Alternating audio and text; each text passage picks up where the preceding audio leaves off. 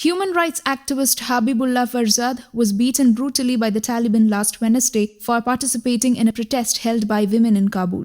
Violence against rights activists and protesters in Afghanistan has become a common occurrence after the Taliban captured the country. A human rights activist, Habibullah Farzad, has been brutally beaten by the Taliban for participating in the protest held by women in Kabul last Wednesday, the Daily Star reported. They handcuffed my hands behind the back and started beating me brutally. I lost my consciousness and when I woke up approximately an hour later, Farzad informed. Then they took me to the other room where there were more detained people, including journalists, he added. Women protesters demanded equal rights and decision-making roles for Afghan women in the country. The Taliban also accused Farzad of going against Islam and said that you are acting against Islam, so we are allowed to kill kafirs like you. This is not the first case when an activist has been abducted and manhandled by the Taliban in the country. Since the fall of Kabul, the group have been continuously cracking down on human rights activists and journalists who are raising voices against the outfit. A week ago, another rights activist and journalist Saira Salim, who earlier raised her voice against the oppression of the Taliban, informed that the terrorist group's members are searching for her. Salim also informed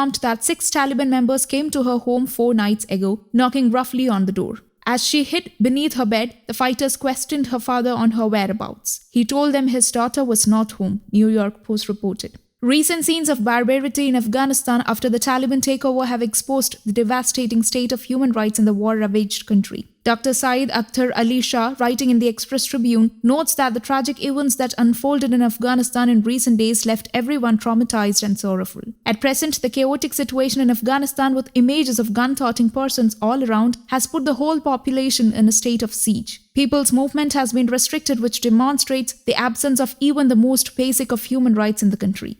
News Desk, Kaumudy Global.